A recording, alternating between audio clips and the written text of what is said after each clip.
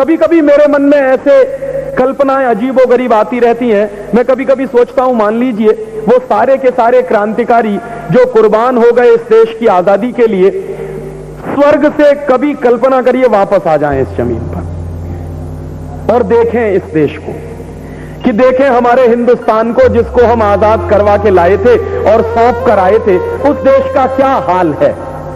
अगर मान लीजिए वो बाय द वे आ जाए, ऐसी कोई व्यवस्था हो, प्रभु की कृपा हो जाए, तो मैं आपसे बहुत दर्द से कह रहा हूं कि वो आज के हिंदुस्तान को देखकर शायद आत्महत्या करना पसंद करेंगे। ऐसा देश है जिसमें हम रह रहे हैं। ये कैसे हो गया है? हुआ है तो कहीं कोई गड़बड़ी हुई होगी, कहीं कोई चूक हुई होगी। कई बार क्या होता है कि जब खुशी बहुत ज्यादा होती है ना, तो अपनी गलतियां पता नहीं लगती।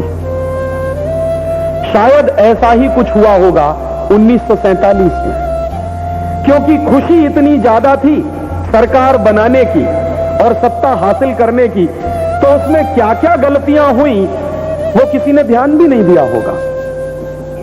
और आज ये लगता है कि अगर थोड़ा सा ध्यान दिया गया होता तो देश की ये दुर्दशा नहीं होती जो आज हम देख रहे हैं हमारी आंखों के सामने।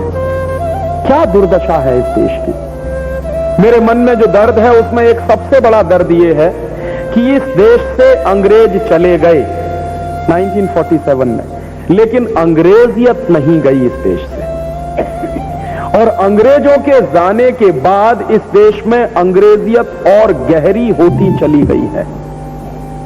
माने जितनी अंग्रेजियत इस देश में आजादी के पहले नहीं थी, उससे कई गुना ज्यादा अंग्रेजियत इस समय देश में हर तरफ दिखाई देती है।